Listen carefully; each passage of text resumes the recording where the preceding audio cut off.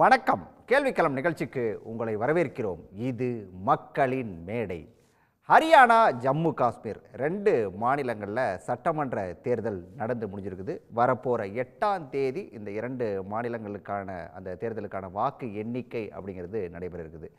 இந்த சூழலில் தான் தேர்தலுக்கு பிந்தைய கருத்து கணிப்புகள் அப்படிங்கிறது வெளியாகிருக்குது. 2 மாநிலங்கள்லையுமே காங்கிரஸ், அதாவது ஹரியானாவை பொறுத்த வரைக்கும் காங்கிரஸ் கட்சியும், அதே போல் ஜம்மு காஷ்மீரை பொறுத்த வரைக்கும் இந்தியா கூட்டணியும் வெற்றி பெறும் அப்படின்னு சொல்லிட்டு கருத்து கணிப்புகள், தேர்தலுக்கு பிந்தைய கருத்து கணிப்புகளுடைய முடிவுகள் எல்லாமே இதை தான் சொல்லுது. நடந்து முடிஞ்ச நாடாளுமன்ற தேர்தலில் பாரதிய ஜனதா கட்சியை பொறுத்த வரைக்கும் தனி மெஜாரிட்டியோடு அவங்க ஆட்சியை அமைக்கலை.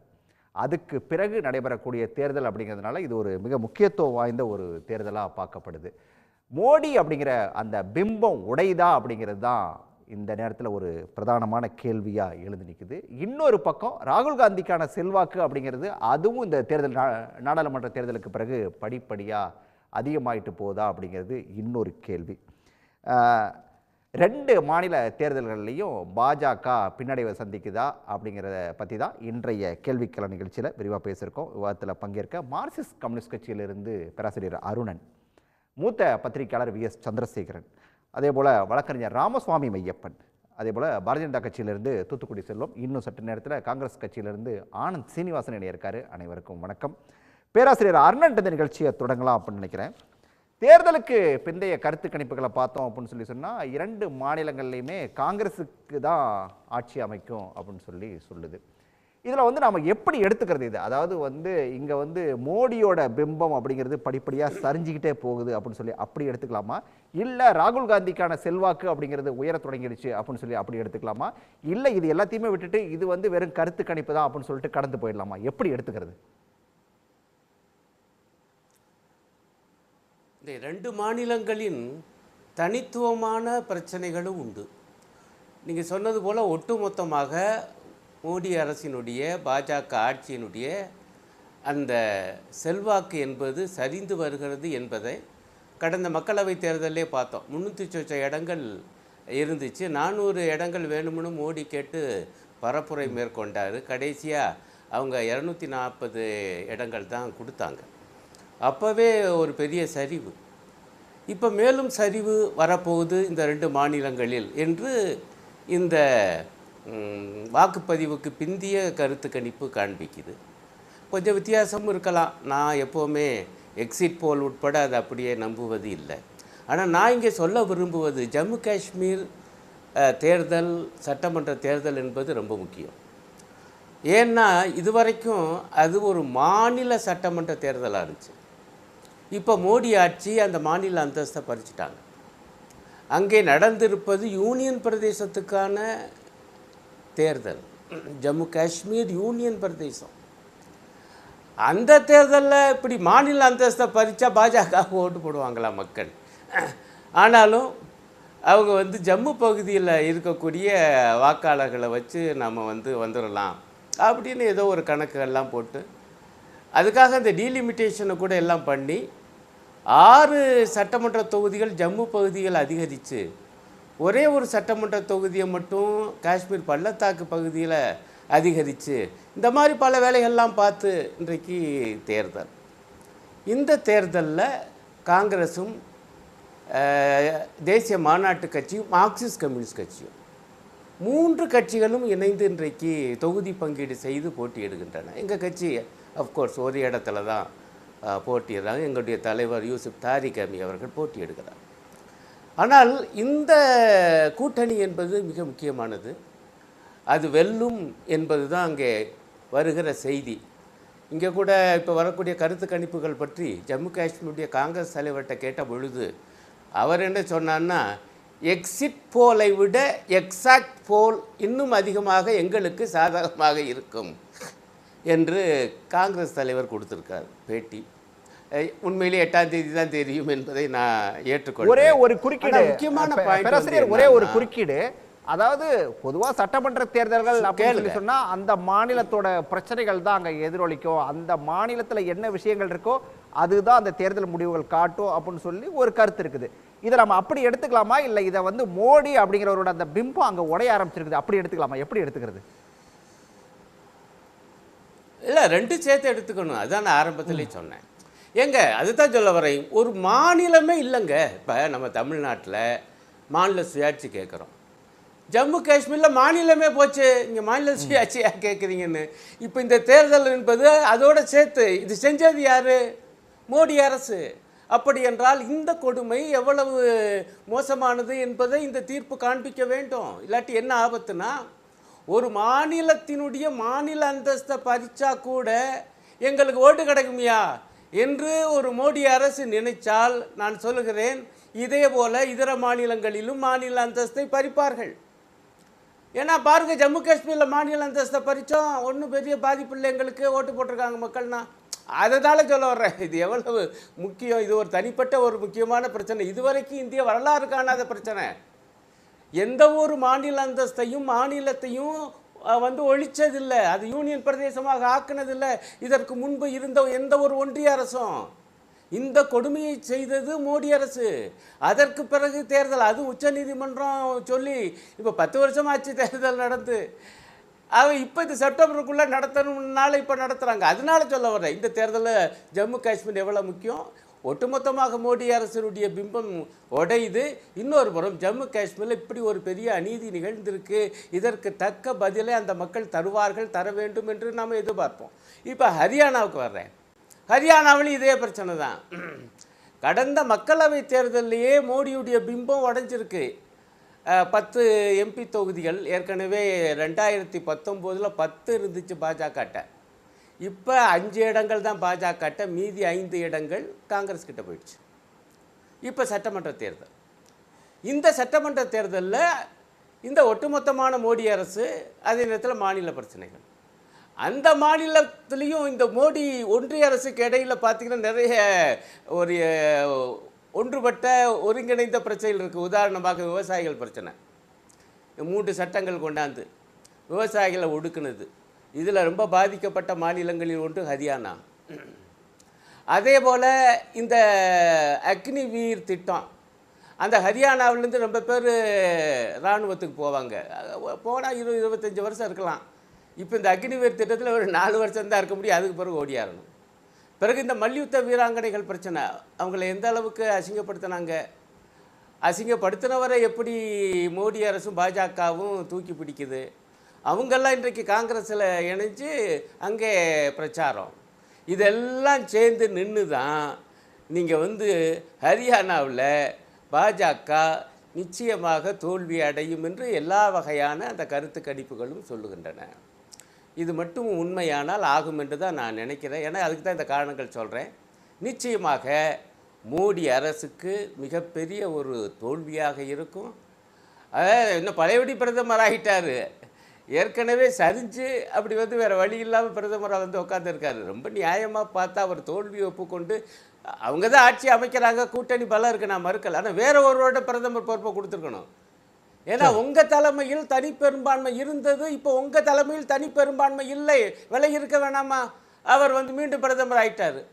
ஆனால் இப்போ மீண்டும் பிரதமராகி நடந்த இந்த முதல் தேர்தல் ஹரியானா, ஜம்மு காஷ்மீர், இதில் வந்து பாஜக வந்து ஒரு படுதோல்வியை சந்திக்க போகிறது என்றால் கண்டிப்பாக இது மோடிக்கு வந்து கிடைக்க போகிற ஒரு பெரிய பின்னடைவாக இருக்கும் என்பது தான் என்னுடைய மதிப்பீடு. சரி சரி, நான் மற்ற விருந்தினர்கிட்ட ஒரு ரவுண்ட் போயிட்டு வந்துடுறேன். ராமசாமி மையப்பன், அதாவது இந்த தேர்தலுக்கு பிந்தைய இந்த கருத்து கணிப்புகள் சொல்லக்கூடிய விஷயங்கள் அப்படிங்கிறது வந்து பாஜகவுடைய, அதான் பாஜக பின்னடைவை நோக்கி போகுது அப்படின்னு சொல்லி சொன்னால் அது வந்து மோடியோட பிம்பம் அங்கே படிப்படியாக சரிய ஆரம்பிக்குது, அதை தான் இது காட்டுது அப்படின்னு அருணன் ஒரு பார்வையை முன்வைக்கிறாரு. எப்படி எடுத்துக்கிறீங்க நீங்கள் இதை? பாரத மண்ணிற்கும் தமிழ் மக்களுக்கும் முதற்கண் வணக்கங்கள். 3 வாழ்த்துக்கள். முதல்ல வந்து தேர்தல் கமிஷனுக்கு, அதாவது ஜம்மு அண்ட் காஷ்மீர்ல என்ன மாதிரி சூழ்நிலைகள் இருக்கு, என்ன பிரச்சனைகள் இருக்கு அப்படின்ற நேரத்துல அவர்கள் வந்து சக்சஸ்ஃபுல்லா ஒரு ஃப்ரீ அண்ட் ஃபேர் எலெக்ஷன் நடத்தி முடிச்சிருக்காங்க. அதே மாதிரி ஹரியானாலையும் ஃப்ரீ அண்ட் ஃபேர் எலெக்ஷன் நடத்தி முடிச்சிருக்காங்க. அதுக்கு தேர்தல் கமிஷனுக்கு வாழ்த்துக்கள். வாக்களித்த மக்களுக்கு நன்றி. அப்புறம் இது ராஷ்டிர ஸ்வயம் சேவக் சங்கம் பாத சஞ்சலனம், அதாவது அவர்கள் பாத அணிவகுப்பை வந்து தமிழக அரசு தடுத்துக்கிட்டே இருந்துச்சு, எதுக்கும் பர்மிஷன் உட்கார்ந்து. இன்னைக்கு சக்சஸ்ஃபுல்லா 58 இடங்கள்ல தமிழகம் முழுக்க அவர்கள் எந்த ஒரு பிரச்சனையும் இல்லாமல், மக்களுக்கு எந்த ஒரு இது என்ன இன்கன்வீனியன்ஸும் இல்லாம அவர்கள் வந்து நல்லபடியாக நடத்தி முடிச்சிருக்காங்க. அவர்களுக்கும் வாழ்த்துக்கள். அடுத்தது உங்களோட கேள்விக்கு. உங்க கேள்விக்கு வரும்போது நான் 2 விஷயங்கள். அந்த கேள்விக்கு முன்னாடி அருணன் ஐயா அவர்கள் வச்ச ஸ்டேட்மெண்ட்டுக்கு 2 ரெஸ்பான்ஸ். ஒண்ணு வந்து ஆர்டிகிள் 370 அவர்கள் வந்து மக்கள் வந்து தகுந்த பதிலடி கொடுக்கணும் அப்படின்றத அவங்க சொன்னாங்க. அப்படி அந்த ரெஸ்பான்ஸ பார்க்கணும் அப்படின்னா பார்லிமெண்டரி எலெக்ஷன்லயே பார்த்திருக்கணும். ஆனா பார்லிமெண்டரி எலெக்ஷன்ல பாஜக வந்து ஜம்மு அண்ட் காஷ்மீர், லே, லடாக் நம்ம மொத்தமா அந்த 3 யூனியன் டெரிட்டரிகளா 2 யூனியன் டெரிட்டரிகளா எடுத்துக்கிட்டோம்னா என்ன ரிசல்ட் இருந்தது அப்படின்னு பார்த்தோம். அப்போ அங்க அந்த பதிலடி அப்படின்றது தெரியல. அங்க ஏற்கனவே லோக்கல் பாடி எலெக்ஷன் நடந்தது. அங்கேயும் வந்து பாஜக வந்து ஜம்முலயும் லே லடாக்லயும் வந்து நல்லா பெர்ஃபார்ம் பண்ணிருக்காங்க. காஷ்மீர்லயும் அவர்கள் வந்து இன்ரோட்ஸ் இருந்திருக்கு, வாக்கு ஓரளவுக்கு நல்லா பெற்றிருக்காங்க. அப்ப அந்த ஆர்டிகல் 370 நெகட்டிவ் எஃபெக்ட் இல்லைன்னு தெரியுது. இல்ல இப்ப இருக்க எக்ஸிட் போல்ல வந்து ஒரு சயின்டிபிக் டேட்டான்னு எடுத்துப்போம். அது வந்து கன்க்ளூஷனரியா இல்லைன்னா கூட அது ஆக்சுவல் எலெக்ஷன் ரிசல்ட் வரட்டும். ஆனாலும் இன்னைக்கு இருக்கிற டேட்டாவை மட்டும் நம்ம எடுத்துக்கிட்டோம் அப்படின்னா ஹைபோதட்டிக்கலா கூட மக்கள் வந்து ஆர்டிகல் 370 வந்து வித்ட்ரா பண்ணது அது டெம்பரரி ப்ரொவிஷன் தான் அப்படின்றத ஏத்துக்கிட்ட மாதிரி தான் இன்னைக்கு இருக்க ரெஸ்பான்ஸ். அப்படி வந்து எல்லா எதிர்கட்சிகளும் செய்யற கேம்பெயின், அங்க இருக்க மக்கள் அதிருப்தி அப்படின்னு பார்த்தா பாஜக வந்து கம்ப்ளீட்டா ஸ்வீப் பண்ணி அங்க எதுவுமே வாக்குகள் அவர்கள் பெற்றிருக்க கூடாது, பாராளுமன்ற தேர்தலில் வெற்றி பெற்றக்கூடாது, லோக்கல் பாடி தேர்தலில் வெற்றி பெற்றக்கூடாது. இன்னைக்கு எக்ஸிட் போலும் வந்து இந்த நம்பர்ஸ் டபுள் டிஜிட்ல நம்பர்ஸ் காமிக்க கூடாது. சோ அதனால மக்கள் வந்து ஆர்டிகல் 370 எடுத்தது தவறு அப்படின்னு நினைக்க அவர்கள் அங்க ஆதரிக்கிற மாதிரி தான் அங்க இருக்கு அப்படின்னு ரெஸ்பான்ஸ் பார்க்க வேண்டியது இருக்கு. இரண்டாவது இல்ல நம்ம ஊர் பக்கம் ஒரு பழமொழி சொல்லுவாங்கல்ல, இது அருணன் சொல்லுவார் நான் எதிர்பார்த்தேன், இருந்தாலும் பரவாயில்ல நானே சொல்லிடுறேன். இந்த கீழே விழுந்தாலும் மீசையில மண் ஓட்டல அப்படின்னு சொல்லி ஒரு பழமொழி சொல்லுவாங்கல்ல, அப்படிதான் இருக்கு நீங்க சொல்ற விஷயங்கள். நான் அந்த விஷயங்களுக்கு வரவே இல்லையே. நான் தேர்தலை பத்தி ஒன்னும் பேசவே இல்லை. சோ காங்கிரஸ் கட்சி என்ன நினைக்குது, என்சி என்ன நினைக்குது அப்படின்னு இல்ல. இன்னைக்கு வந்து அண்ணன் அருணன் சொல்லும் போது மக்கள் அதற்கான பதிலடி கொடுப்பாங்க அப்படின்னாங்க. நான் உங்ககிட்ட டேட்டா என்னன்னு சொன்னேன். அப்ப பார்லிமெண்ட் எலெக்ஷன்ல பாஜக அங்க 0 வாங்கினாங்களா? அங்க பாஜக எத்தனை ஜம்மு அண்ட் காஷ்மீர், லே மொத்தமா எடுத்துக்கிட்டோம் பாஜக எத்தனை சீட்டு பெற்றிருக்காங்க அப்படின்னு பாருங்க. லோக்கல் பாடி அசம்பிளி எலெக்ஷன்ல அவர்கள் எவ்வளவு சீட்டு பெற்றிருக்காங்கன்னு பாருங்க. அப்ப ஆர்டிகல் 370 வந்ததுக்கு அப்புறம் அங்க 2 தேர்தல் நடந்திருக்கு. பாஜக அங்க அந்த அளவுக்கு அடி வாங்குது. இப்ப 3வது தேர்தல் நீங்க காமிக்கிற எக்ஸிட் போல் நம்பர், நான் வேற எந்த நம்பருக்கும் போல, உங்க எக்ஸிட் போல் நம்பரை வந்து பாஜக ஸ்வீப் பண்ணி பாஜக வந்து சிங்கிள் டிஜிட்ல வந்த மாதிரி 90 சீட் இருக்கு, 4 நாமினேட்டட் சீட் இருக்கு. 90 சீட்லயுமே நீங்க வந்து கிட்டத்தட்ட 25க்கு மேல சீட்டு காமிக்கிறீங்க பாஜகவுக்கு. அப்படி பாஜக மக்கள் பதிலடி கொடுக்கணும் அப்படின்னா அங்க சிங்கிள் டிஜிட் கூட வந்துடக்கூடாது பாஜக. ட்ரெடிஷனலா அங்க பாஜக வந்து ஒரு பார்ட்டிசிபென்டே கிடையாது. 2014 இருந்தா அவர்கள் ஜம்மு அண்ட் காஷ்மீர் ஒருங்கிணைந்த மாநிலத்துல அவங்க ஒரு பார்ட்டிசிபென்டாவே வராங்க.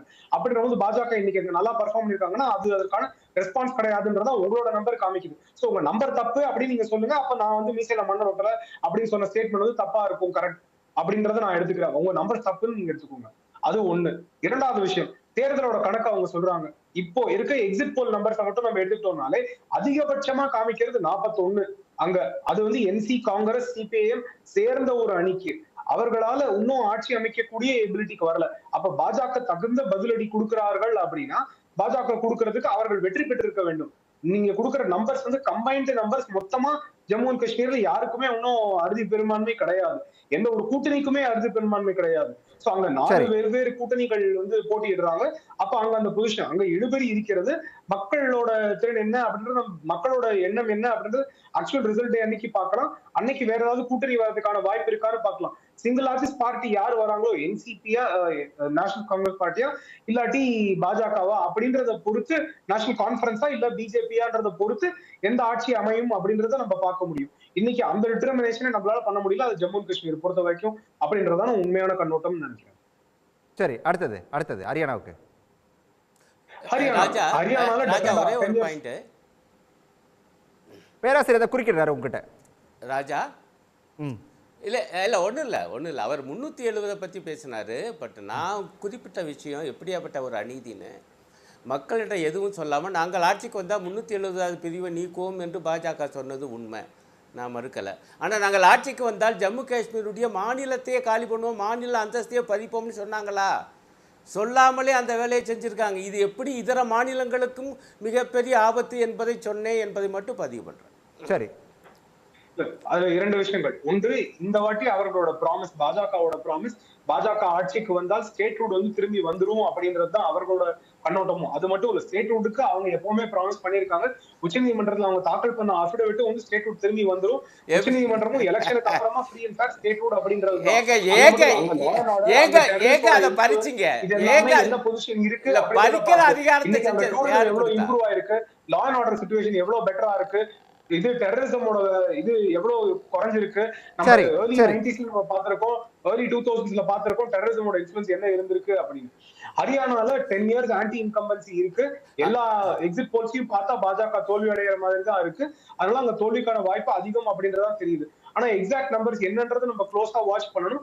பாஜக கம்ப்ளீட் ஸ்வீப் வந்து நெகட்டிவா இருக்கிற மாதிரியும் தெரியல. ஆனா இதுல என்ன அப்படின்னா, அவர்கள் தேர்தலுக்கு முன்னாடி பல நாட்களுக்கு முன்னாடி இருந்த கூட்டணிகளை அவர்கள் வந்து வலியுறுத்தி இருக்க வேண்டும். ஐஎன்எல்டி மாதிரி கட்சிகள் மற்றவர்களோட ஒருங்கிணைத்து சென்றிருக்க வேண்டிய வாய்ப்பு இருந்திருக்கலாம். இருந்திருந்தா எல்லா சமூகங்களும் ஒன்றாக சேர்ந்து வாக்களிச்சிருப்பாங்க அப்படின்றது பார்க்க வேண்டிய தேவை இருக்கிறது. ரைட். ஆனந்த் சீனிவாசனும் இணைஞ்சிட்டாரு. ஆனந்த் சீனிவாசன், அதாவது மோடியோட பிம்பம் உடையுது, அதாவது பாஜகவுடைய செல்வாக்கு சரியுது அப்படின்னு சொல்லி சொன்னால், இந்த எக்ஸிட் போலில் வந்து பாஜக வந்து ஒரு சிங்கிள் டிஜிட்டில் தான் வந்திருக்கணும், ஆனால் அப்படிலாம் இல்லை, டபுள் டிஜிட்டில் இருக்குது அப்படின்னு சொல்லிட்டு ஒரு பார்வையை ராமசுவாமி மையப்பன் முன்வைக்கிறாரு. எப்படி பார்க்குது காங்கிரஸ் இந்த விஷயங்களை? ஃபர்ஸ்ட் இது வந்து நீங்க எலெக்ஷன் எக்ஸிட் போல்லாம் வேண்டாம். முன்னாடி ஹரியானா எலெக்ஷன்ல மோடி எவ்வளவு வாட்டி கேம்பெயின் வந்தாரு. இதுக்கு முன்னாடி ஸ்டேட் கவர்மெண்ட் எங்கேயாவது ஒரு எலெக்ஷன் நடந்தா மோடி எவ்வளோ ரேலி போட்டிருப்பாரு. இந்த வாட்டி மோடி தலைவர் எவ்வளோ வாட்டி ரேலிக்கு வந்தாரு, டோட்டலா எவ்வளோ ரேலி பக்கம் வந்தாரு. இந்த கூஜா தூக்குற சேனல், நார்த் இந்தியன் சேனல்லாம் மோடி படத்தை எடுத்துட்டு எல்லாமே ஜேபி நட்டா படமா தான் இருக்கு. 3 நாளா மோடி படமே காணோம். அதாவது இவங்களுக்கு கூஜா தூக்குற சேனல்ல எல்லாமே ஜேபி நட்டா சேனல். அதுக்கப்புறம் எக்ஸிட் போலுக்கு முன்னதான் இருந்தானே மோடி இங்க ஓடுவாரு, அங்க ஓடுவாரு, மேலேயும் கீழையும் குதிப்பாரு. அதுதான் காட்டுவாங்க எக்ஸிட் போல் ஃபுல்லா. நேத்து வந்து இஸ்ரேலுக்கும் ஈரான்ல என்ன நடந்ததுன்னு காட்டிட்டு இருந்தாங்க. சாஸ்திரத்துக்கு இதை 1 மணி நேரம் காட்டினாங்க. இதே உங்களுக்கு ஒரு அளவுகோல். ஒரு பயந்து போன அடங்கின நேஷனல் மீடியா எப்படி பிஹேவ் பண்ணிட்டுன்னு தான் நான் சொல்றேன். இப்போ 2 எலெக்ஷனுக்கு வருவோம். ஏதோ ஒரு தேர்தல் ஆணையம் ரொம்ப நியாயமா பண்ணிட்டுனாரு. இதோட மோஸ்ட் காம்ப்ரமைஸ்டு எலெக்ஷன் கமிஷன் இருக்கவே முடியாதுன்னு உலகத்துக்கே தெரியும். ஃபர்ஸ்ட் மகாராஷ்டிரா போன வாட்டி சேர்ந்து வந்திருக்கணும். அதானிக்கு தாராவி கான்ட்ராக்ட் கொடுக்கணுங்கிற ஒரே காரணத்துக்காக அந்த நோட்டிஃபிகேஷன் போன வாரம் தான் வந்தது. அதுக்காக மும்பை கார்பரேஷன் எலெக்ஷனையும் நடத்தல, ஸ்டேட் கவர்மெண்ட் எலெக்ஷனையும் தள்ளி போட்டாங்க. வயநாட்டில் எலெக்ஷன் நடத்த பயம். வயநாட்டில் எலெக்ஷன் நடத்தலை. எவ்வளோ தூரம் தள்ளி போட முடியுமோ முடிச்சுட்டாங்க. ஜார்க்கண்டில் முன்னாடி இருக்கிற சீஃப் மினிஸ்டர் குதிரை பேரம் பேசியிருக்கிறாரு. அதாவது எப்போது குதிரை பேரத்துக்கு கூட டாக்ஸ் போடலான்னு போட்டவங்க தானே அம்மையார். அதனால குதிரை பேரம் பேசினாங்க. அந்த சம்பாய்ஸ்வரனை வாங்கியிருக்காங்க. இப்போ தைரியம் இருந்தால் மகாராஷ்டிரா எலெக்ஷனை இதோட வச்சிருக்கணும். பயந்து போய் மகாராஷ்டிரா எலெக்ஷன் வைக்கல. அந்த சமயம் பார்த்து சிவாஜி சிலை கூட விழுந்துருச்சு. சிம்பிளா வந்து என்ன மேட்டர்னா, நேத்து கூட கேப்டன் அபிமன்யுன்னு அவங்களுக்கு ஆதரவாளர், இப்போ அவர் ஆதரவாளராக இருக்கிற ஒரு சீட்ல 7 மணிக்கு டிஎஸ்பியே உட்காந்துக்கிட்டு ஓட்டு குத்திட்டு இருந்த வீடியோ எல்லா இடத்துலையும் சர்க்குலேட் ஆயிட்டு இருக்கு. எலெக்ஷன் கமிஷன் அதை கண்டுக்கவே இல்லை. முன்னொரு எலெக்ஷன் கமிஷனை பத்தி சொல்றேன். ராஷ்டிரிய இன்ஜினியர் ஒருத்தர், அவர் வந்து செப்பரேட்டிஸ்ட், தேசத்தை பத்தி பேசுற பிஜேபி இன்ஜினியர் இத்தனை நாள் ஜெயில இருந்தவரை வெளில விட்டுருக்காங்க. இன்ஜினியரை வெளில விட்டு கேம்பெயின் பண்ணுங்க. ஒரு இன்டைரக்ட் அலையன்ஸ் வித் செப்பரேட்டிஸ்ட் 2 பேர், இன்ஜினியர் அதுக்கப்புறம் சாஜித் லோன், இவங்க 2 பேரையும் டீம்ல கூட்டணியில இறக்கி விட்டுருக்காங்க இந்த ஓட்டை பிரிக்கிறதுக்கு. போன வாட்டி அதே மாதிரி பண்ணி தான் இன்ஜினியர் ஜெயில இருந்தார். அப்ப தேச துரோகியா இருந்து லோக்சபால அப்துல்லாவை தோக்கடிச்சாரு. சரி, அவரை இப்ப இறக்கி விட்டு அவரை ஜெயிலேருந்து ரிலீஸ் பண்ணியிருக்கீங்க. அதுக்கப்புறம் குர்மீத் ரஹீம் பாபான்னு ஒருத்தர் 4-5 பொண்ணுங்களை ரேப் பண்ணினதுக்காக 25 வருஷம் ஜெயில் கைதி. அவருக்கு எவ்வளோ பரோல் கொடுத்துருக்காங்க ஹோம் மினிஸ்டர் அமித்ஷான்னு ஒரு லிஸ்ட் வந்திருக்கு. அதுல பார்த்தீங்கன்னா அவர் ஜெயிலில் இருந்தது கம்மி, பரோல்ல இருக்கிறது ஜாஸ்தி. இப்போ பரோல்ல விட்டுட்டு அவர் ஆட்களை இறக்கி விட்டு பிஜேபியை கேம்பெயின் பண்ணிட்டு இருக்காரு. அந்த குர்மீத் சிங், அதெல்லாம் வந்து நியாயமா எலெக்ஷன் கமிஷன் பண்ணுதுங்க. இப்படிதான் எலெக்ஷன் கமிஷன் வேலை செய்யணும். ரேப் பண்ணவனுக்கு பாபாக்கு வந்து உள்ள வந்து எது வெள்ள பரோல் கரெக்டா 3 நாளைக்கு முன்னாடி அவர் பிஜேபிக்கு ஆதரவு சொல்லுவார். தேச துரோகி இன்ஜினியர் வெள்ள விடுவீங்க, அவர் பிஜேபிக்காக கேம்பெயின் பண்ணுவார். நீங்கள் எங்களை ஆர்டிகல் 370 பற்றி பேசி தேசத்தை பற்றி எங்களுக்கு லெக்சர் கொடுப்பீங்க. சாஜித் லோனு அவன் ஒரு டெரரிஸ்ட்டு, அவனோட கூட்டணி போட்டு எங்கள்கிட்ட பேசுவீங்க. இது மாதிரி கூட்டணி போட்டு ஒரு சீட்லையும் 6 பேர் 7 பேரை நிற்க வச்சுட்டு அதானே சொன்னேன், நாங்கள் எப்படியாவது அந்த 10% ஓட்டை மேக்கப் பண்ணிடுவோம்னு சொன்னார். ஸோ இது மாதிரி ரேபிஸ்ட்டு, இது மாதிரி தேச துரோகி தீவிரவாதிகள் எல்லாம் ரிலீஸ் பண்ணி பண்ணுறது பாஜக தான் ஒரே கட்சி, பேசுறது தேசியம்.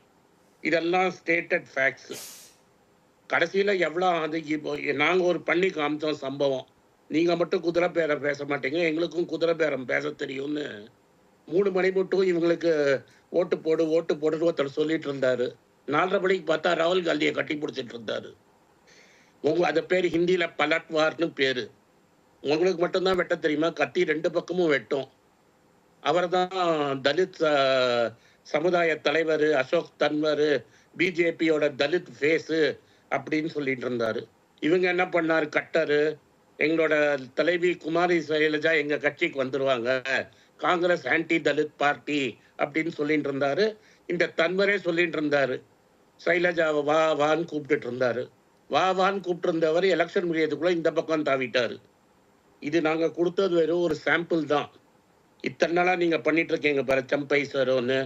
இப்ப கூட உத்தவ்கிட்ட போய் ஒரு இண்டஸ்ட்ரியலிஸ்ட் கெஞ்சிட்டு இருக்கிறாரு, திரும்பி உங்களை சீஃப் மினிஸ்டர் ஆக்கிடுறோம், சிண்டையை விட்டுடுறோம், நீங்க வாங்கன்னு. அவன் சொல்றான், நான் செத்தாலும் இனிமே பிஜேபி பக்கம் வரமாட்டேன்னு பையன் சொல்லி இருக்கிறான். மகாராஷ்டிராவுக்கு சேர வேண்டிய ப்ராஜெக்ட குஜராத். ஆனந்த் சார், ஒரே ஒரு குறுக்கீடு ஆனந்த் ஒரே ஒரு குறுக்கீடு. அதாவது நாடாளுமன்ற தேர்தலுக்கு பிறகு பாஜக எதிர்பார்த்த மிக முக்கியமான தேர்தல் இந்த 2 மாநிலங்களோட தேர்தல். இந்த தேர்தலுக்கு பிந்தைய கருத்து கணிப்புகள் பார்த்தா அது பாஜகவுக்கு வந்து ஒரு சரிவு இருக்கிறது தான் அந்த கருத்து கணிப்புகள் அப்படிங்கிறது உணர்த்து. இதுக்கு என்ன காரணமா நீங்க பாக்குறீங்க? ஆட்சிக்கு வந்த பிறகு கூட திரும்ப சார் 3 வாட்டி பெல்ட்டி அடிச்சிட்டாங்க. ஒரு வாட்டி ஒரு இது கேஷ் சென்சஸ், இது வாட்டி 3 பில்லு. இந்த ஒரு 100 நாள்ல 3 வாட்டி பெல்ட்டி. Capital gains டாக்ஸ்ல பெல்ட்டி. எப்படி குட்டிக்காரணம் போடுறதுன்னு மோதி டெய்லி வந்து ரிமோட் கண்ட்ரோல் ஹைதராபாத்ல இருக்குது. ஹைதராபாத்ல ரிமோட் கண்ட்ரோல் வச்சாதான் நம்ம ஆட முடியும். திருப்பதி லட்டு கேஸ்ல மோடி பேசவே இல்லை. இந்த மாட்டு இறைச்சியை பத்தி அப்படியே ரத்தம் கொதிக்கிற ராமமியப்பன் மாதிரி ஆட்கள்லாம் மோடி ஏன் பேசலன்னே கேட்கல. அப்ப வந்து இத்தனை நாள் அப்புறம் என்ன, 4 தண்ணி தெளிச்சு விட்டு மந்திரம் ஓதினா எல்லாம் போயிடுமா? எனக்கும் வேதம் தெரியும், எங்கேயும் சொல்லல இது மாதிரி 4 தண்ணிய புண்ணியத்தை பண்ணிட்டா அது இருங்க. அதுக்கு ஜகன் சொல்லிட்டாரு, ஒரு பிஜேபி எம்எல்ஏ, ஆர்எஸ்எஸ் ஃபங்க்ஷனரி, இது மாதிரி 4 மோடிக்கு வேணுங்கிற ஆளுங்க தான் அந்த திருப்பதி தேவஸ்தானம் போர்ட்ல இருந்தாங்க. எவ்வளவு தூரம் அவங்க கேம்பெயின்ல இறங்கி இங்க வந்து இதாவது கிளப்பி விடணும், ஹிந்து இதுன்னு திருப்பதியில பீஃப் கலந்துருக்குன்னு கிளப்பி விட்டாங்க. சுப்ரீம் கோர்ட் வேற மாதிரி பேசுது. நாயுடுவை இவர் கண்டிச்சிருக்கணும், நாயுடுவை கண்டிச்சாரா? கண்டிக்கல. அதனால இந்த சரிவுங்கிறது கிளியரா வந்துட்டே இருக்கு. ஹரியானால 3 ஸ்லோகன், ஜெய் ஜவான், ஜெய் கிசான், ஜெய் பைல்வான். அதாவது ஜெய் ஜவான்னா சோல்ஜர் தான் முக்கியம். அந்த சோல்ஜரே கான்ட்ராக்ட் லேபர் ஆக்கிட்டாங்க. அக்னிவீர் ஸ்கீம்ல போட்டு கான்ட்ராக்ட் லேபரர் மாதிரி 4 வருஷத்துல காலி பண்ணிட்டாங்க. ஜெய் பைல்வான் அப்படின்னா, பைல்வான்னா குஸ்தி சண்டை போடுறவன், பெண்கள் குஸ்தி சண்டை போடுறவன், ரேப் பண்ணவனா இவங்க கட்டி பிடிச்சி இன்னைக்கும் வச்சிருக்கிறாங்க. பிரிஜ்பூஷன் சொல்றாரு, நான் ஹரியானாக்கு வந்து கேம்பெயின் பண்றேன்னு. வராதன்னு அமித்ஷா சொல்றாரு. அவருக்கு சீட்டு கொடுக்காம அவர் பையனுக்கு சீட்டு கொடுக்கறது, அவர் மேல ஆக்ஷன் எடுக்காம இருக்கிறது, அவங்கள சார்ஜ் பண்றது. அந்த அம்மா சில்வர் மெடல் வாங்குறத பிடி உஷாவை இறக்கி விட்டு சில்வர் மெடல்ல கேன்சல் பண்ண வைக்கிறது, அதெல்லாம் அங்க ஹரியானால எதிர்கொலிக்கும். அது ஜெய் பல்வான். 3வது ஃபார்ம்லா. இந்த இதுல வந்து ஃபார்மர்ஸ் மேல 1 வருஷமா துப்பாக்கி. இந்த கனகாராவ் சொன்னாங்களே, என்ன சொன்னாங்க, அங்க உட்காந்துன்றக்கெல்லாம் 1000 ரூபா காசு வாங்கிட்டு வந்திருக்குது. 1000 ரூபா காசு வாங்கிட்டு வந்ததுக்கு ஒரு போலீஸ் லேடி செருப்பால் அடிச்சாங்களே ஒரு இதுல. ஒரு செக்யூரிட்டி கேட்ல அடிச்சாங்கல்ல, அதுதான் பிஜேபிக்கு அகேன்ஸ்டா ஹரியானால இருக்கிற கோபம். சரி. இவங்களோட சேர்ந்த துஷ்யந்த் சௌதாலாவை ஊருக்குள்ளேயே வராதேங்கிறாங்க. என்ன சொல்றாங்க? ஊருக்குள்ளேயே வராதேங்கிறாங்க. இந்த போல் உண்மையா இல்லையான்னு தெரியாது. ஏன்னா இதெல்லாம் இவங்க மேனிப்புலேட்டட், இவங்க கைகூஜாங்கள் போடுற நம்பர். பிஜேபியோட கைகூலிங்க போடுற இதை நம்பர். விட அதிகம் வரும்னு எதிர்பார்க்குதா காங்கிரஸ்? டெஃபினட்டா இதுல என்ன சந்தேகம்? சரி, ஓகே ஓகே, வரேன் வரேன் வரேன். களத்துல இன்னும் இருக்கிறவங்க 2 பேர் இருக்காங்க பேச வேண்டியது. நான் ஒரு ரவுண்ட் போயிட்டு வந்துடுறேன். இருங்க. சந்திரசேகர் சார், ஏன் மகாராஷ்டிரா சந்திரசேகர் சார், எலெக்ஷன் ஒழுங்கான எலெக்ஷன் கமிஷன்னா மகாராஷ்டிரால எலெக்ஷன் நடந்திருக்கணும். வயநாட்டுல எலெக்ஷன், வயநாட்டுல மோதி நிப்பாரா? வயநாட்டுல மோதி நிக்க சொல்லுங்களேன். ரைட், வரேன் வரேன். சந்திரசேகர் சார், இந்த ஹரியானா ஆகட்டும் ஜம்மு காஷ்மீர் ஆகட்டும், இது ரெண்டுமே இந்தி பேசக்கூடிய மாநிலங்கள் தான். பொதுவாக பாஜக சொல்லக்கூடியதே இந்தி பேசக்கூடிய மாநிலங்களில் வந்து எங்களுக்கான செல்வாக்கு அதிகம் இருக்குங்கிறத அவங்க தொடர்ந்து பல இடங்களில் பேசிட்டு தான் இருக்காங்க, சொல்லிட்டு தான் இருக்காங்க. இது ரெண்டுமே இந்தி பேசக்கூடிய மாநிலம் தான்.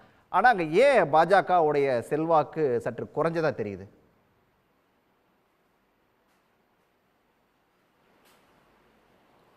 அது ஒரு ஒரு பாஜகவின் 2024 பாராளுமன்ற தேர்தலுக்கு பின் தேர்தலில் ஏற்பட்ட சரிவு, அதனுடைய தொடர்ச்சி நீட்சியாகத்தான் நான் இதை பார்க்கிறேன். ஹரியானாவில் ஏற்கனவே 10 ஆண்டுகள் அவர்கள் ஆட்சி செய்ததினால் ஏற்படும் அந்த ஆன்டி இன்கம்பன்சி நிச்சயமாக ஒரு பெரும் தாக்கத்தை ஏற்படுத்தியுள்ளது. 2014 அமோக வெற்றி பெற்ற பாஜக ஹரியானாவில் 2019 பாராளுமன்ற தேர்தலில் 10 சீட்டையும் வின் பண்ணாங்க.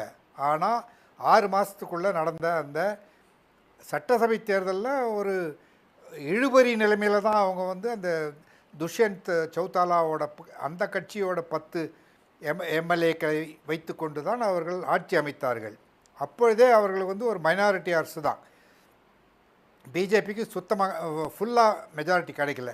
அதனுடைய தொடர்ச்சி தான் உங்களுக்கு லோக்சபாவில் ஏற்கனவே உங்களுக்கு அந்த மற்றவர்கள் சொல்லியது போல் அந்த அக்னிவீர் பிரச்சனை, வாழ்வாதார பிரச்சனை, அன்எம்ப்ளாய்மெண்ட்டு, மற்றும் முக்கியமாக ஒரு விஷயம் என்னென்னா அந்த மல்யுத்த வீராங்கனைகளுக்கு டெல்லியில் ஏற்பட்ட அந்த அவமானம், அந்த விஷயத்தில் பாஜக ஒரு எடுத்துக்கொண்ட அந்த நிலைப்பாடு மற்றும் அந்த குற்றஞ்சாட்டப்பட்ட எம்பியை எப்படி அவர்கள் அவுட் ஆஃப் த வே போய் ப்ரொடெக்ட் பண்ணாங்க, அரெஸ்டே பண்ணல, சார்ஜ் ஷீட் ஃபைல் பண்ணிவிட்டு அதுக்கப்புறம் அரெஸ்ட்டும் பண்ண தேவையில்லைன்னு சொல்லி போன அதே ஒன்றும் இல்லாத விஷயத்துலலாம் யாரை வேணால் எதை வேணால் அரெஸ்ட் பண்ணுவாங்க, எப்படி வேணால் பண்ணுவாங்க. ஆனால் இந்த மாதிரி ஒரு ஒரு ஒரு ரீசனபிள் அல்ல ஸ்ட்ராங் முகாந்திரம் இருந்த கேஸ்லேயே அவங்க பண்ணல. அதெல்லாம் ஒரு ஒரு பெரிய விஷயமாக ஹரியானாவில் பூதாகாரமாக எடுக்கப்பட்டு அது இந்த தேர்தலில் நிச்சயமாக ஒரு எதிரொலித்திருக்கிறது என்று சொல்லலாம். ஹரியானாவில் இது ஒரு பெரிய விஷயமா இருக்குது. அதனால் நீங்கள் அந்த ஒரு தேர்தல் ஒரு பரப்புரை அப்படின்னாலே உங்களுக்கு மோடி அவர்களோ அமித்ஷா அவர்களோ மற்ற பாஜக கட்சி எப்பொழுதுமே தேர்தல் பரப்புரைகளில் இறங்குவதில் அவர்கள் தயங்குவதில்லை. ஏன்னா அவங்க ஒரு தேசம் ஒரு நாடு ஒரு தேர்தல் ஒரு நாடு அப்படிலாம் பேசுகிறவங்கள ஒழிய அவங்களுக்கு எத்தனை வாட்டி எங்கே தேர்தல் நடந்தாலும் அதில் நல்லா ஃபைட் பண்ணுறதுக்கு ரெடியாக இருக்காங்க. அந்த மாதிரி தான் பண்ணி பழக்கம் இந்த 10 வருஷமாக. ஆனால் இந்த ஹரியானா தேர்தலில் அவங்களுடைய எக்ஸ்போஷர், லீடர்ஷிப்போட எக்ஸ்போஷர் ரொம்ப கம்மி தான். மோடி 4 ரேலி கேம்பெயின் பண்ணார், அமித்ஷா அவர்கள் 10 பப்ளிக் மீட்டிங்கு, மற்ற லீடர்கள் தான் பண்ணாங்க. அதனால் அவங்களுக்கு ஹரியானாவில் ஓரளவுக்கு தெரிஞ்சு போச்சு இது இவ்வளோ தான் வரும், நம்ம எதுக்கு போய் அனாவசியமாக நம்மளுடைய பேரை கெடுத்துக்கணுன்ட்டு அவங்க ஜாஸ்தி போகல. அதே மாதிரி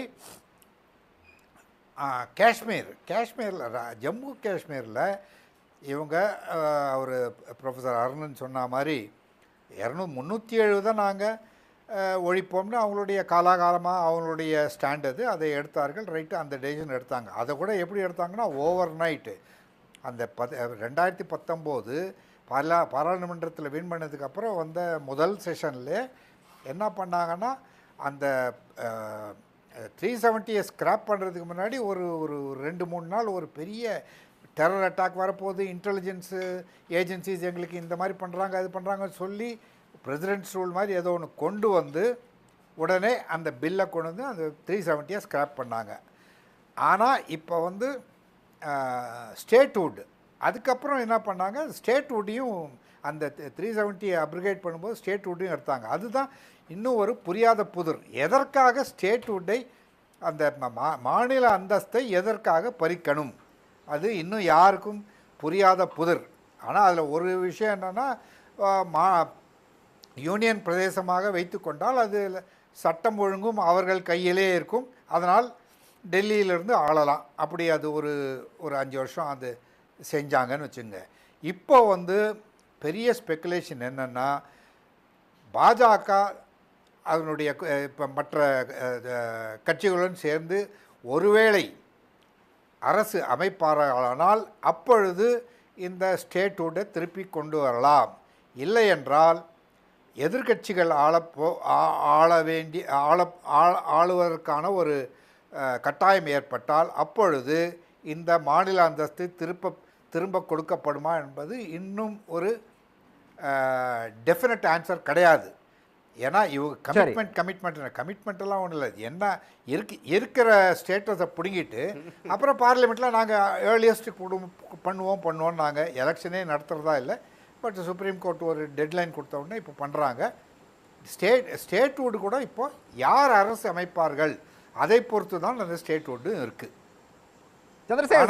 என்னன்னா கருத்து கணிப்பு முடிவுகள் வரத்துக்கு நீங்க கேட்ட வந்து அவர் ஒரு விஷயத்தை அதை பதிவு பண்ணாரு.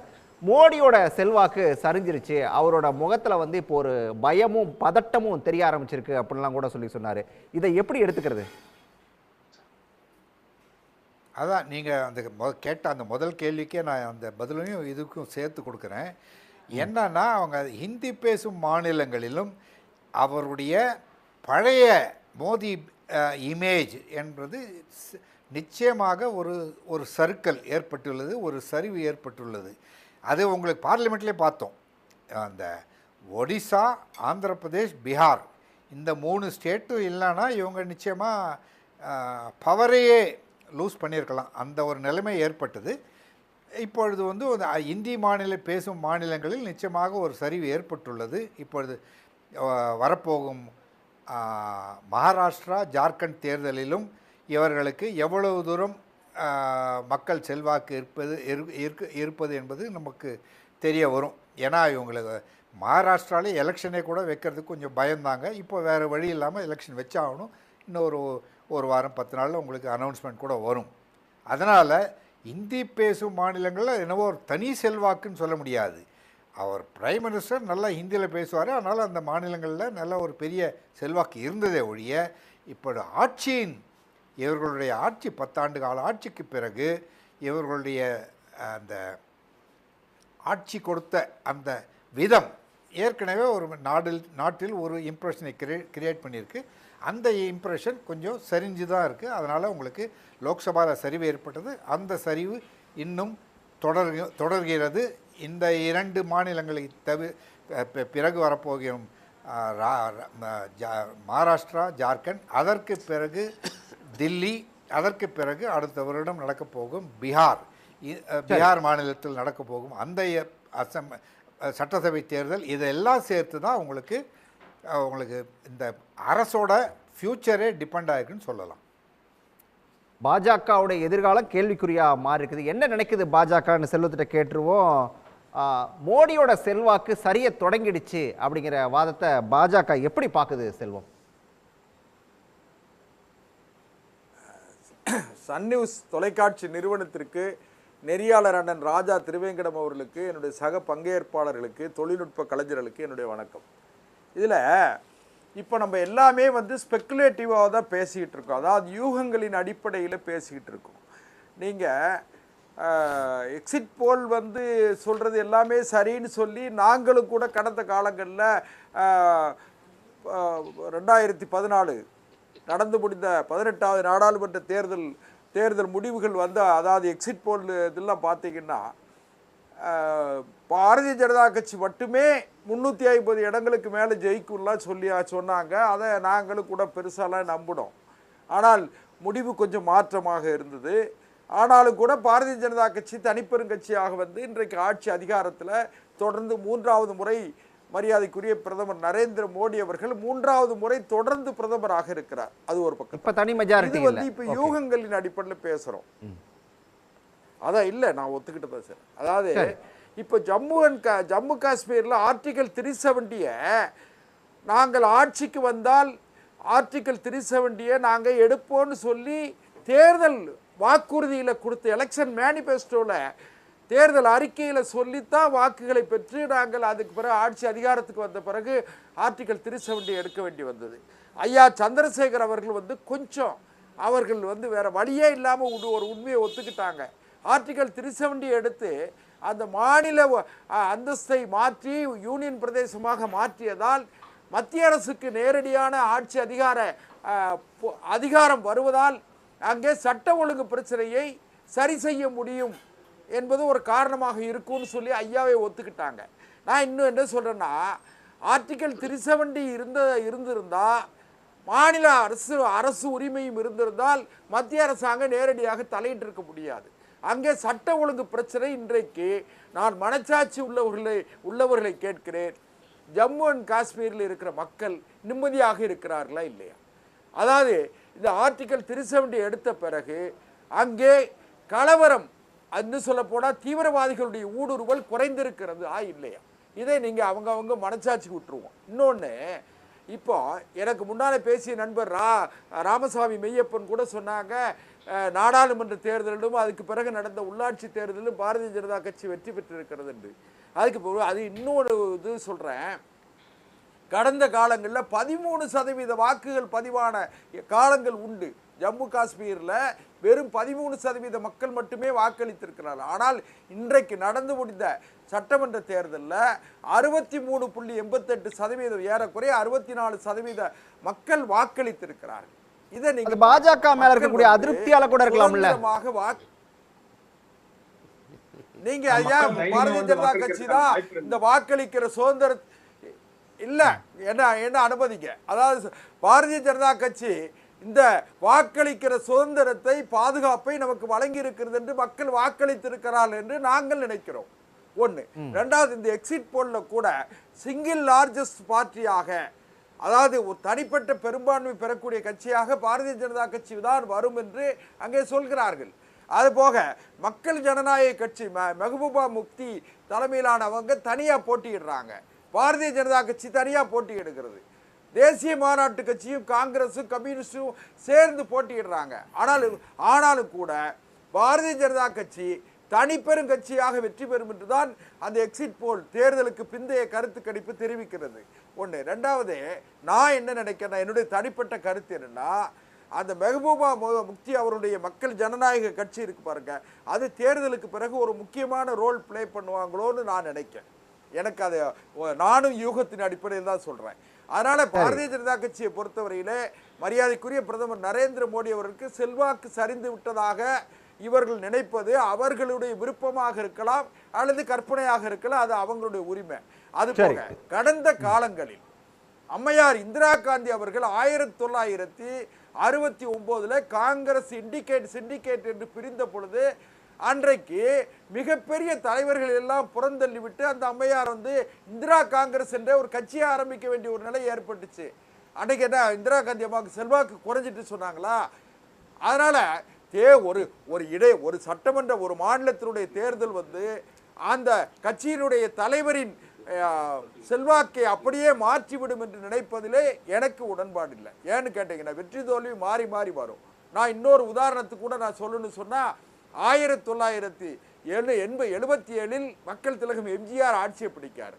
1980 நடந்த சட்டமன்ற தேர்தலில் திமுக காங்கிரஸ் கூட்டணி நாடாளுமன்ற தேர்தலில் 40 இடங்களில் 32 இடம் காங்கிரஸ் திமுக கூட்டணி வெற்றி பெற்றது. இன்னும் சொல்ல போனீங்கன்னா, என்னுடைய நினைவு சரியாக இருந்தால் திமுக 16 இடங்களில் போட்டியிட்டு 16 இடங்களில் வெற்றி பெற்றது. ஆனாலும் கூட ஒரு 6 மாத காலத்தில் நடந்த சட்டமன்ற தேர்தலில் மக்கள் திலகம் எம்ஜிஆர் தான் மறுபடியும் வெற்றி பெற்றார். அதனால சரி, தேர்தல் முடிவுகள் மாறி இன்னும் ஒரு செய்தி 1991 டாக்டர் கலைஞர் அவர்கள் மட்டும்தான் சட்டமன்ற தேர்தலில் வெற்றி பெற்றாங்க துறைமுக தொகுதியில். ஆனா 1996 அதிமுக வெறும் 4 இடம் மட்டும்தான் வெற்றி பெற்றது. அம்மையார் ஜெயலலிதா அவர்களே 2 தொகுதியில தோற்று போனாங்க. ஆனா மறுபடியும் அதே அதிமுக 2001 ஆட்சிக்கு வந்துட்டாங்க. 2006 கலைஞர் ஆட்சிக்கு வராரு. இதனால இது ஒரு ஒரு மாநிலத்தினுடைய தேர்தல் ஒரு கட்சியினுடைய தலைவர் அருணன் சார் ஒரு மாநிலத்தோட தேர்தலை வச்சு ஒரு தலைவரோட செல்வாக்கு சரிஞ்சிருச்சு அப்படின்னு சொல்லலாம் நீங்க எப்படி முடிவு பண்ணுவீங்க அப்படின்னு சொல்லிட்டு கடந்த கால வரலாறுகள்லாம் குறிப்பிட்டு பேசுறாரு செல்வம். இதை எப்படி சார் நீங்க எப்படி சார் பாக்குறீங்க? இல்லை, அவர் கடந்த கால வரலாறுலாம் பேசட்டும், அது அவருடைய உரிமை. ஆனால் அவரே ஆரம்பிக்கும் போதே சொன்னார், மக்களவை தேர்தலில் பாஜகவுடைய இடங்கள் எப்படி சரிஞ்சிச்சு, 60 இடங்கள் போச்சு. மோடி தான் பிரதான பிரச்சாரகர். அப்போதே அதான் சொன்னேன், அப்போதே அவர் தோல்வியை ஒப்புக்கொண்டிருக்கணும். குறைஞ்சபட்சம் பிரதமர் பதவியை மீண்டு வேண்டாம் இன்னொருத்தர் கொடுக்கணும்னு சொல்லியிருக்கணும். அப்போ அதுவும் கூட அதெல்லாம் சரிவில்லைன்னு சொல்லுவாரா? இப்போ ஜம்மு காஷ்மீர் ஹரியானாவில் ஐயா இருக்க அனுமதிங்க ஐயா, ஓகே நீங்கள் கூட பேசுங்க, ஒன்றும் பிரச்சனை இல்லை. அதனால இப்போ இந்த வாக்குப்பதிவுக்கு பிந்திய இந்த கருத்து கணிப்புகள் இந்த 2 மாநிலங்களிலும் தேர்தலுக்கு பிறகு, மக்களவை தேர்தலுக்கு பிறகு பாஜக ஒரு பின்னடைவை சந்திக்க போகுது, ஒரு தோல்வியை சந்திக்க போகுது. அவங்கெல்லாம் சொன்னது போல் அதுவும் ஹரியானாவில் மிகப்பெரிய தோல்வியை சந்திக்க போகுதுன்னு எல்லா டிவிகளும் சொல்லுது. அதை ஏற்க மாட்டேன், அது ஊகம்னா ரைட்டு, அது அவருடைய பாடு. நான் ஜம்மு காஷ்மீரில் மிக முக்கியமான பாயிண்ட் பாருங்கள், பாஜக காரன்னு சொல்கிறாரு மாநில அந்தஸ்தை பறிக்க போய் தாயே அங்கே சட்ட ஒழுங்கு சரியாச்சு. இது என்னங்க கொடுமை? அப்போ நாளைக்கு சட்ட ஒழுங்குங்கிற பேரில் இதை கேட்கிற நேயர்களே உங்களுக்கு தயவு செய்து இதை மனசில் வச்சுக்கோங்க. எந்த ஒரு மாநிலத்தையும் இவங்க அந்த மாநில அந்தஸ்தை பறிப்பாங்க. இன்னும் கொடுமை என்னன்னா, ஜம்மு காஷ்மீரில் அங்கே இருந்த ஆட்சியை கவிழ்த்துவிட்டு, அவங்க கூட்டணி ஆட்சி பாஜக ஆட்சியில் இருந்துச்சு, கவுத்துப்பிட்டு சட்டமன்றத்தை கலைச்சுப்பிட்டு அங்கே நேரடியாக குடியரசுத் தலைவர் ஆட்சி தான் நடத்திக்கிட்டு இருந்தாங்க. அப்போ சட்ட ஒழுங்கை சரி பண்ண முடியலையா? சட்ட ஒழுங்கை சரி பண்ணணும்னா ஒரு மாநில அந்தஸ்தை காலி பண்ணணும்யா. இப்படி ஒரு கோட்பாடுங்களா? இது என்ன பெரிய ஆபத்து.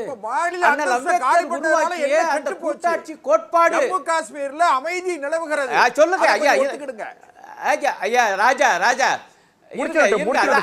சொல்ல வர்றேன். அப்ப இவங்களுக்கு முடிச்சற இவங்களை பொறுத்தவரையில அமைதி நிலவணும்னா மாநிலங்களை ஒழிச்சு கட்டணும்பியா. இதுதான் RSS நிலைப்பாடு, இதுதான் பாஜக நிலைப்பாடு. ஆகவே இன்னைக்கு ஜம்மு காஷ்மீரில் இந்த வேலை பண்ணாங்கன்னா நாளைக்கு தமிழ்நாட்டிலையும் பண்ணுவாங்க, வேற எந்த ஒரு மாநிலத்திலையும் பண்ணுவாங்க.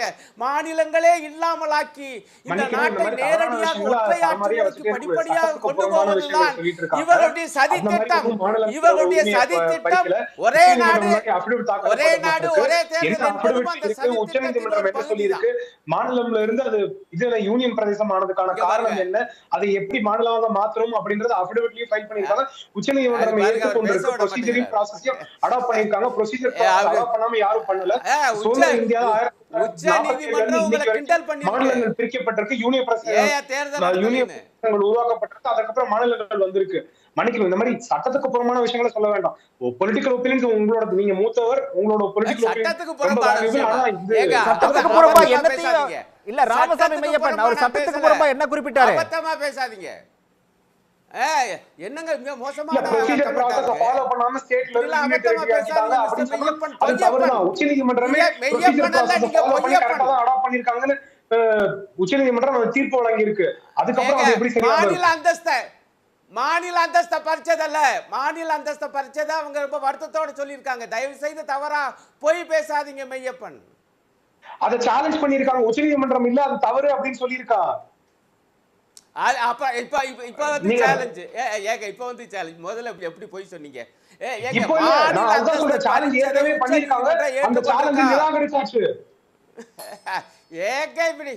ஏங்க இப்படி பொய்யா பேசுறீங்க பொது வெளியில வந்து? நன்றி. சரி சரி ஆனந்த் சீனிவாசன் ஒரு பக்கம் அதாவது பாஜகவுடைய செல்வாக்கு அப்படிங்கிறது வந்து சரியுதுன்னு ஒரு பக்கம் எடுத்துக்கிட்டோம் அப்படின்னு சொல்லி சொன்னா, இன்னொரு பக்கம் இந்த நாடாளுமன்ற தேர்தலுக்கு பிறகு ராகுலோட செல்வாக்கு ஏதாவது இன்க்ரீஸ் ஆயிருக்குன்னு நினைக்கிறீங்களா? சார், நாம வந்து டெஃபினட்டா செல்வாக்கு ஏறி இருக்கு. வாராணசியும் அமேத்தியும் 70 கிலோமீட்டர் டிஃபரன்ஸ்.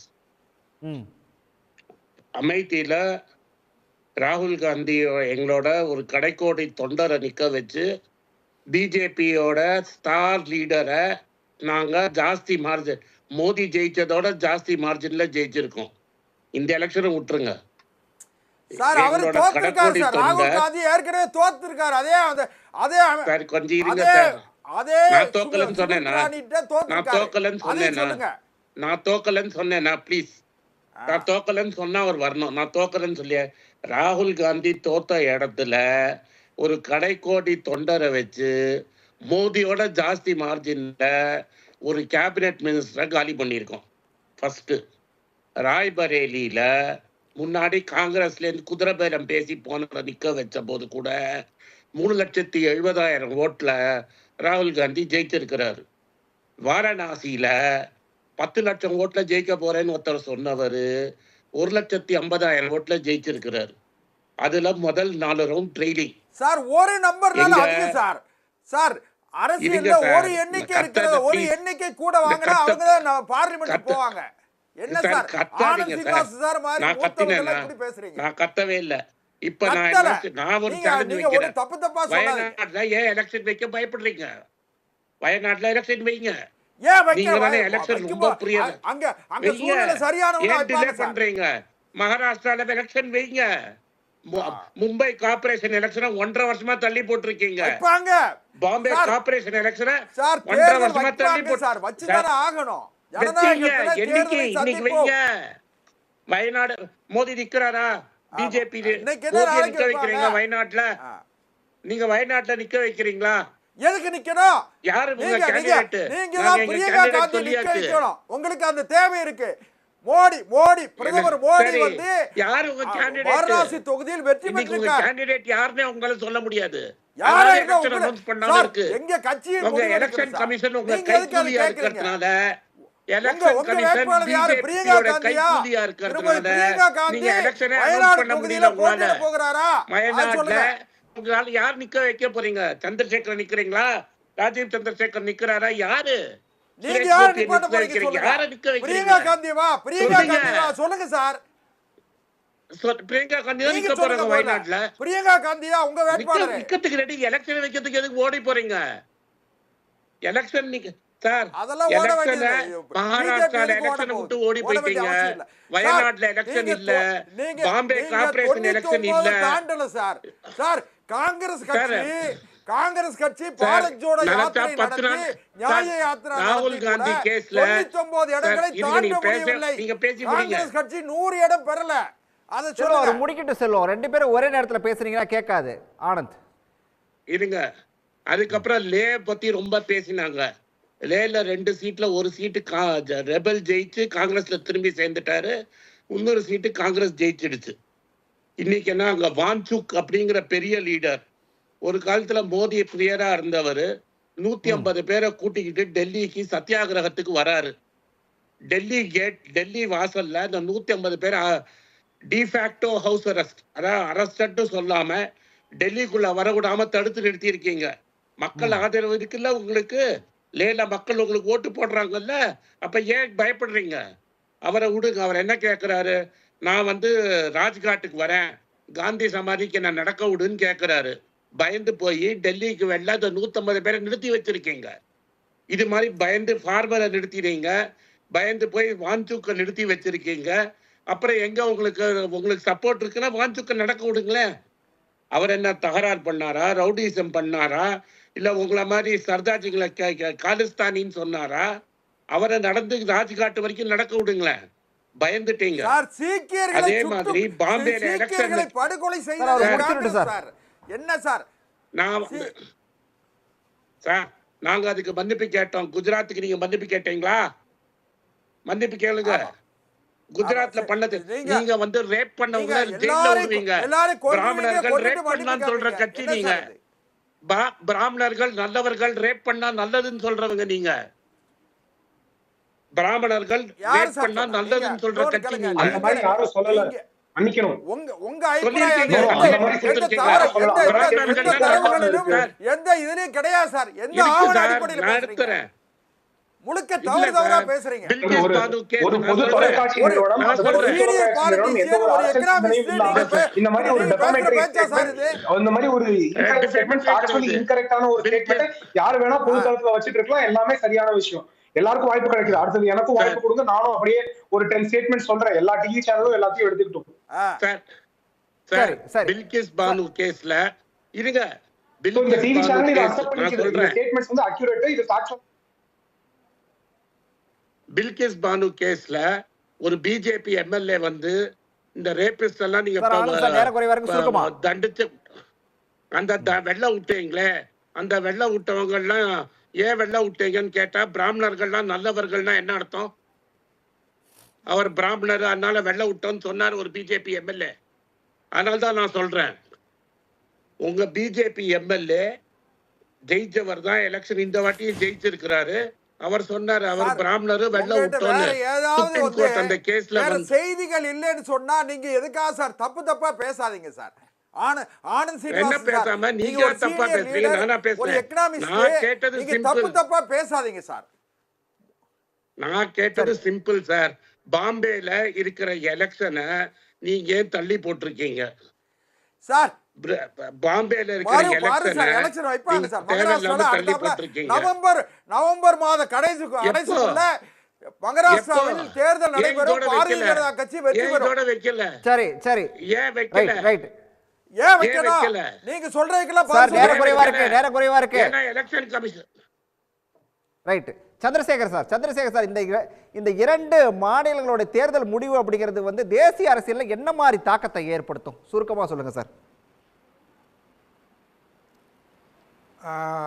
இது வந்து அவர் மோடி அவர்கள் பழைய அந்த ஒரு அன்கொஸ்டினபிள் லீடர்ஷிப்பில் இருந்த நிலையிலிருந்து இப்பொழுது அவர் கூட்டணி ஆட்சியின் தலைவராக இருக்கிறார். அதனால் நிச்சயமாக அந்த கூட்டணியில் இருப்பவர்களே இந்த மாதிரி தோல்விகளை சந்தித்து கொண்டிருந்தால் நிச்சயமாக கேள்விகள் எழுப்புவார்கள். அவருடைய அந்த ஒரு 10 வருஷம் அவரை வந்து யாரும் கேள்வியே கேட்க முடியல. அந்த நிலையிலிருந்து இப்பொழுது நிச்சயமாக ஒரு மாற்றங்கள் ஏற்படும். அப்புறம் கட்சிக்குள்ளேயே கூட மகாராஷ்டிரா மற்றும் பீகாரில் வர தேர்தலில் பீகார்லேயும் நிச்சயமாக ஒரு செட்பேக் வந்தால், ஒருவேளை செட்பேக் வந்தால் அதுக்கப்புறம் அவருடைய தலைமைக்கு எதிராக கேள்விகள் எழுப்பப்படலாம். ரைட். நன்றி சார். விவாதத்தில் பங்கேற்ற அனைவருக்கும் நன்றி. மீண்டும் ஒரு நிகழ்ச்சியில் சந்திக்கலாம் நேயர்களே. நன்றி, வணக்கம். உடனுக்குடன் செய்திகளை தெரிந்து கொள்ள சன் நியூஸ் பெல் ஐகானை கிளிக் பண்ணுங்க.